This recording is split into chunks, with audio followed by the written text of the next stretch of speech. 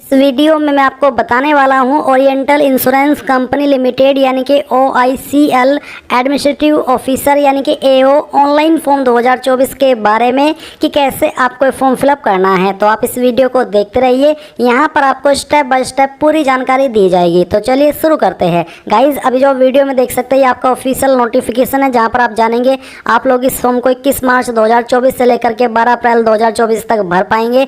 फिर आपको जानने को मिलेगा कि किस डिसिप्लिन में आपकी 100 वैकेंसी है। इसके अलावा आप यहां पर जानेंगे कि अप्लाई करने के लिए आपसे क्या क्वालिफिकेशन मांगी है। क्वालिफिकेशन आपकी 31 दिसंबर 2023 तक कंप्लीट हो जानी चाहिए, जिसकी इसके बाद में होगी वो एलिजिबल नहीं हो पाएगा।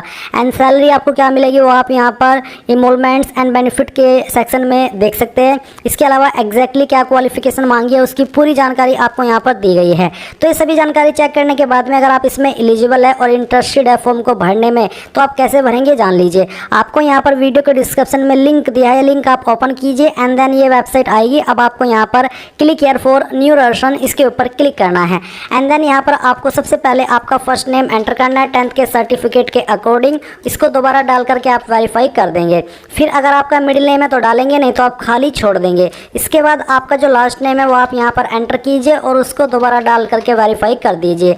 अब आप यहाँ पर आपका मोबाइल नंबर डालेंगे, मोबाइल नंबर को दोबारा डाल करके वेरीफाई कर देंगे।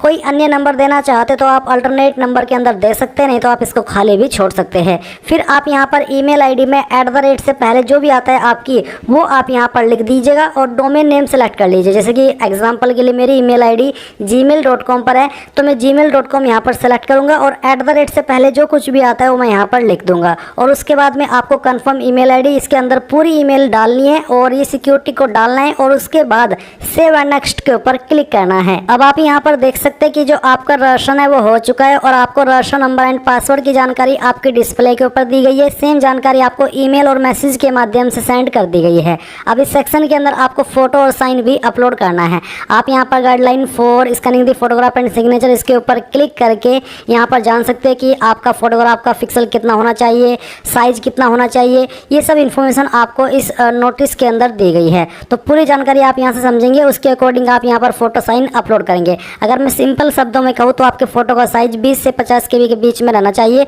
पिक्सल अगर आपके ऊपर नीचे भी होंगे तो तब भी चल जाएगा, पर जो साइज मैंने बताया आपका फोटो उसमें ही होना चाहिए। मैं एक रैंडम फाइल सेलेक्ट करता हूँ, यहाँ से ओपन करता हूँ तो आपका फोटो इस तरह से अपलोड हो जाएगा। फिर आप यहाँ पर टिक करेंगे। इसके बाद में आपको यहाँ पर सिग्नेचर अपलोड करने के लिए जहाँ पर भी आपका साइन है वो सेलेक्ट करना है। सिग्नेचर का साइज 10 से 20 KB के बीच में रहना चाहिए। तो आप फाइल सेलेक्ट कीजिए, ओपन कीजिए एंड देन यहाँ पर टिक कर दीजिए। इसके बाद में आप नेक्स्ट के ऊपर क्लिक करेंगे। अब यहाँ पर आती है आपके सामने बेसिक इन्फॉर्मेशन। तो डिसिप्लिन अप्लाइड फॉर, तो आप किस डिसिप्लिन में अप्लाई करना चाहते हैं। आप यहाँ पर नोटिफिकेशन चेक किए होंगे, आपको पता होगा कि मैं किस में अप्लाई कर रहा हूँ। उसी के अकॉर्डिंग आप यहाँ पर आपका जो डिसिप्लिन है वो सेलेक्ट कर ले। इसके बाद आपकी कास्ट कैटेगरी क्या है, unreserved, EWS, OBC, SC ST जो भी है वो आप यहाँ पर सेलेक्ट कर लीजिएगा।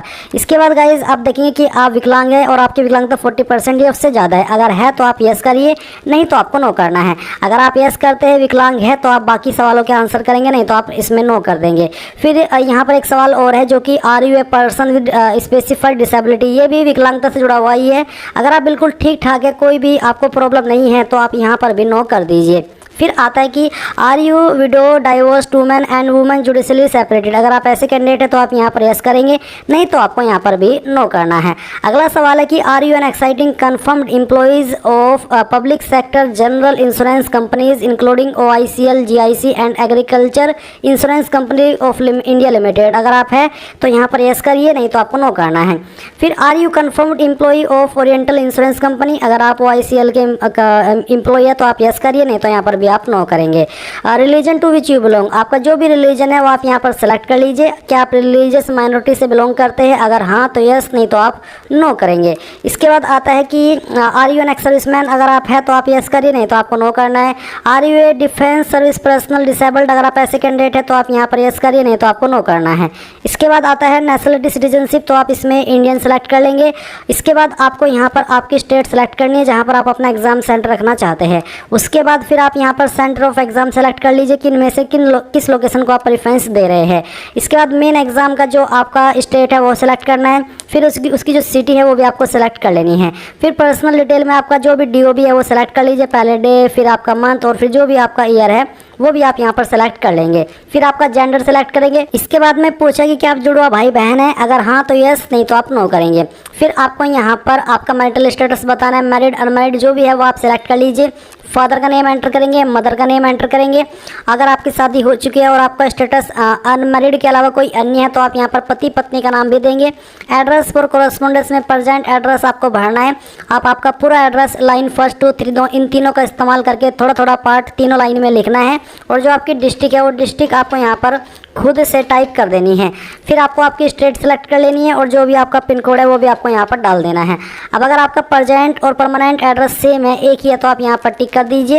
एंड उसके बाद में किस एड्रेस के ऊपर आप अपनी एप्लीकेशन फीस की जीएसटी इनवॉइस सेंड करना चाहते हैं वो आप सेलेक्ट कर लें और उसके बाद सेव एंड नेक्स्ट के ऊपर क्लिक करें। अब आप यहाँ पर देखेंगे कि आपके सामने क्वालिफिकेशन की जानकारी का सेक्शन आ चुका है। तो सबसे पहले ग्रेजुएशन का सेक्शन है, इसमें आप बताइए कि आपकी क्वालिफिकेशन इनमें से किस डिसिप्लिन में है, जो भी है वही सेलेक्ट कर ले। फिर आपको डेट ऑफ पासिंग यानी कि डे, फिर मंथ और जो भी आपका ईयर है वो आपको यहाँ पर सिलेक्ट करना है। एंड उसके बाद में आप यहाँ पर देखेंगे परसेंटेज, तो आपकी परसेंटेज क्या थी वो डाल दीजिए। अगर आपके नंबर सीजीपीए में है तो उनको परसेंटेज में कन्वर्ट करके आप यहाँ पर फिल करेंगे। एंड अगर आपकी परसेंटेज 59.99 है तो आप यहाँ पर उसको 60% लिख सकते हैं। उसके बाद आपकी क्लास क्या है वो आप यहाँ पर सेलेक्ट कीजिए। फिर आता है पीजी डिग्री, तो अगर आपके पास पीजी भी है तो आप यहाँ पर सेलेक्ट करेंगे। उसके बाद में आपको सेम वे में बताना कि कब आपने पास कर ली थी, और ये करने के बाद में आप यहाँ पर आपकी परसेंटेज एंटर कर देंगे और आपका जो क्लास है वो भी सिलेक्ट कर लेंगे। फिर प्रोफेशनल क्वालिफिकेशन में अगर आपके पास कोई अन्य है तो आप उसकी जानकारी भर देंगे, नहीं तो खाली छोड़ देंगे। अगर आपके पास कोई वर्क एक्सपीरियंस है तो आप यहाँ पर उसकी जानकारी भरेंगे, जिसमें कि नेम ऑफ द एम्प्लॉयर के अंदर आप उस कंपनी या उस बंदे का नाम देंगे जहाँ पर आपने काम किया है। डेजिग्नेशन के अंदर उस पोस्ट का नाम जिस पोस्ट पर रह करके आपने जॉब की है। एंड फ्रॉम के नीचे जो डेट, मंथ, ईयर है यहाँ पर आप वो डेट सेलेक्ट करेंगे जब आपने जॉब ज्वाइन की थी। और टू के नीचे यहाँ पर जो डेट, मंथ, ईयर है यहाँ पर आप वो डेट सेलेक्ट करेंगे जब आपने जॉब छोड़ी थी। नेचर ऑफ ड्यूटीज़ क्या था वो आपको बताना होगा, और रीजन ऑफ लिविंग, क्यों आपने जॉब छोड़ी उसका कोई छोटा मोटा रीजन यहाँ पर आप दे दीजिएगा। फिर आती है अदर डिटेल, जो छूट मिलती है यहाँ पर प्री एग्जाम ट्रेनिंग में। बेसिकली कह लीजिए कि प्री एग्जाम ट्रेनिंग मिलती है इन कैंडिडेट को, SC ST OBC PWD को। क्या आप वो लेना चाहेंगे? अगर हाँ तो यस, नहीं तो आप नो भी कर सकते हैं।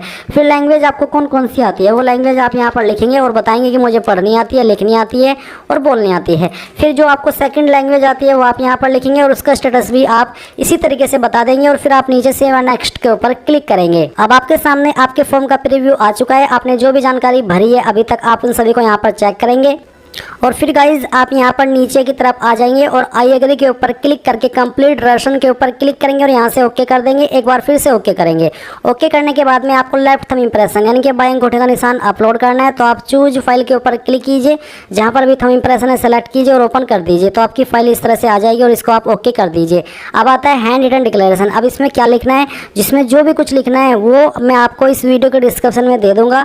आप वहाँ पर जहाँ पर मेरा नाम लिखा होगा उसको रिप्लेस करके उस जगह पर अपना नाम लिख दीजिएगा और बाकी लाइन एज इट इज़ आपको एक ब्लैंक पेपर यानी कि कोई कागज़ के ऊपर लिखनी है और वो फिर स्कैन करके आपको यहाँ पर अपलोड करना होगा। साइज आपके उस डिक्लेरेशन का 100 KB से कम रहना चाहिए। इस तरह से आपकी फाइल आएगी और आप इसको यहाँ से ओके कर दीजिएगा। फिर आप ये जो कैप्चा कोड है आपके सामने आएगा, ये कैप्चा कोड आप यहाँ पर एंटर करिएगा। चलिए हम यहाँ पर इसको एंटर कर देते हैं एंड यहाँ पर आप सेव एंड नेक्स्ट के ऊपर क्लिक कीजिए और अब आपको पेमेंट का अमाउंट देखने को मिलेगा। आप इसको वेरीफाई करने के लिए ये जो कैप्चा कोड है वो यहाँ पर डालेंगे और इसके बाद में आप सबमिट पर क्लिक करेंगे तो आपको पेमेंट के पेज पर ट्रांसफ़र किया जाएगा। आप आपकी एप्लीकेशन फ़ीस इनमें से किसी भी माध्यम का इस्तेमाल करके जमा कर देंगे। जैसे फ़ीस जमा हो जाएगी तो आप अपने फॉर्म का फाइनल प्रिंट आउट ले पाएंगे एंड इस प्रकार से गाइज आप लोग इस फॉर्म को भरेंगे। आई होप आपको प्रोसेस पसंद आया होगा। So thanks for watching. जय हिंद।